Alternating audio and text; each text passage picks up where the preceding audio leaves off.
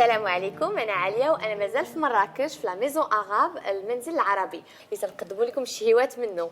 واليوم عندنا طاجين مختص في لا ميزون اغاب نقدموه مع دادا ربيعه. هو الطاجين الغلمي بالليمون اللي هو من اختصاص لا ميزون عرب، ما كاينش بزاف في مراكش، حيت الليمون هو كاين بزاف في مراكش، ولكن باش تخضر به الطاجين ماشي بزاف الناس يديروه، ياك؟ ودابا شنو المقادير اللي خاصنا في هذا الطاجين؟ المقادير اللي خاصنا للطاجين: اولا اللحم، الزيت الروميه، بصله، راس الحانوت، ملحه، شويه ديال السكر، الخرقوم، ابزار، شويه القرفه مطحونه، سكينجبير، شويه الزبده، شويه ديال عصير الليمون، القرفه عواد وزعفران شعره. واه هادشي فيه شي بنات زوينين ان شاء الله. توقي وغير اوكي. ولكن دابا تنديروا اللحم وتتخضري بالليمون. والليمون شنو عندك فيه؟ عندي الليمون والقرنفل كنسموه الليمون كنسموه بالقرنفل وعويدات ديال القرفه وشويه السكر. دابا اللي تنبداو به هي تنطيبوا اللحم، ياك؟ اييه. اذا تتقصلي البصله، ولكن تستعملي هي نص بصله. نص بصله برك، حيت رقيقه ميرسي. واه تتقطعي بالزربه، تبارك الله عليك. اذا دابا نطيبوا في الطاجين حنايا على الطريقه التقليديه. البصله اوف البصله حاره. ناخذ اللحم دي زيت الروميه، زيت الروميه حيت الطاجين شويه حلو، ما خاصناش الزيت العود، ياك؟ لا ما نديروش فيه زيت العود.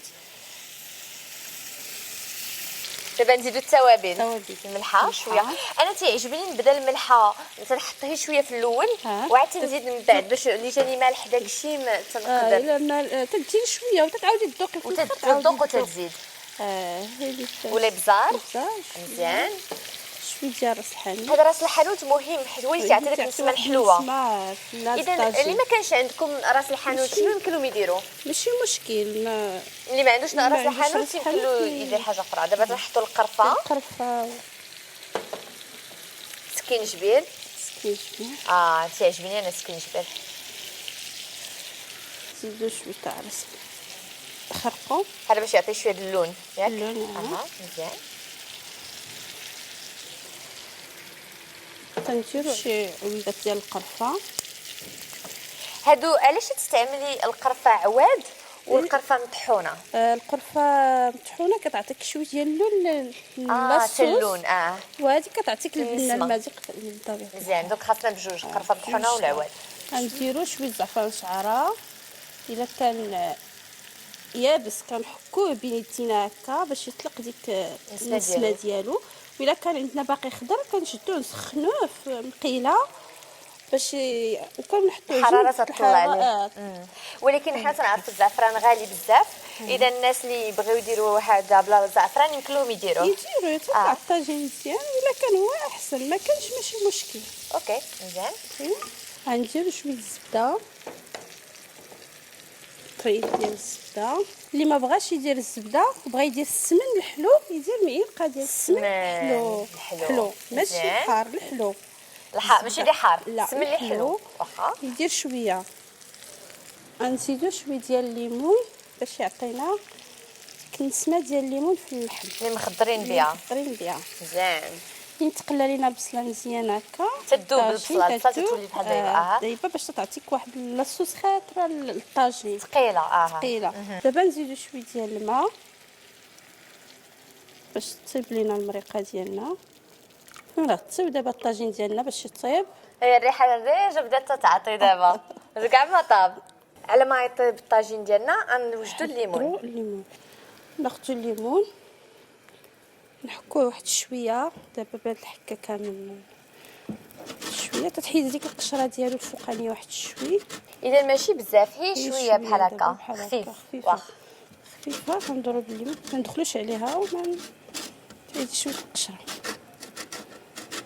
دابا ملي كملنا الحكان ديال الليمونه غناخذوا الليمونه ونقطعوها على 4 هكذا ونشهط ونزولوا لها واحد شويه الداخل ديالها شويه هكا اذا دابا قلتي لي تناخذوا هذا الليمون طرف ديال الليمون اها تنديروهم في الماء، في الماء غالي. تيبقاو يغلاو واحد 15 دقيقه دقيقه مزيان بحال تتسلقيه. بحال كتسلق بطبيعه الحال بحال كتسلقيه. دابا فاش غلينا هذا الليمون بعد 15 دقيقه صفيناه سوينا الماء ديالو كامل.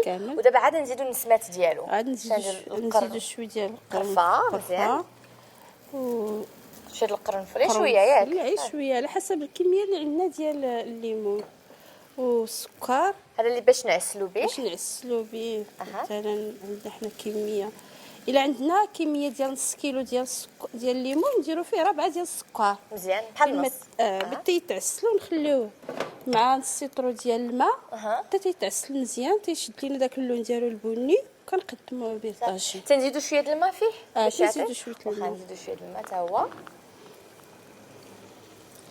شويه شويه قياس صافي ونخليوه يطيب باش يتعسل باش كامل. يتعسل. مزيان.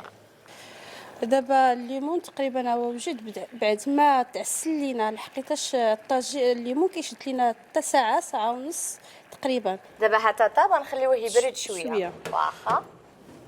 دابا غادي ناخذ شويه السكر نديرو للطاجين باش يعطينا واحد شويه ديال الحلاوه. اللي ما بغاش السكر ما يديروش ماشي مشكل.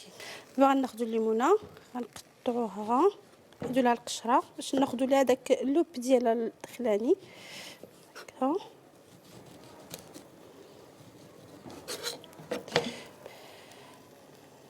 بين الشنوف والشنينيف تناخذو هكا باش تيجينا هاد.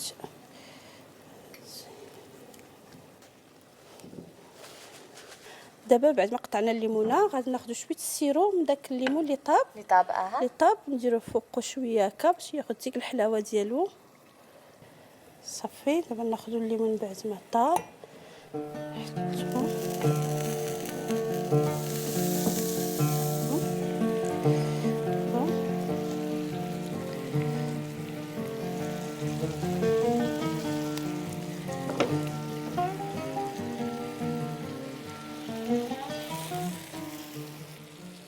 بعد ما كملنا الطاجين في الدريساج كناخذوا شويه الزنجله للتزيين. اذا هاد الزنجله تزينوه هي فوق الليمون هكا فوق الليمون شويه.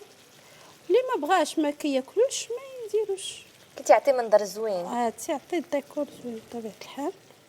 تدا ربيعه هادشي باين ليا زوين بزاف بالصحه والراحه. وهي خاصنا نذوقوه. نذوق هكا شويه، هادشي مازال سخون.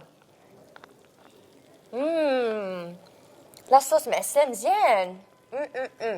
ندق شويه الليمون تيذوب هادشي في الفم. ايوا شنو نقولوا اليوم؟ بالصحه والراحه. صحه وراحه.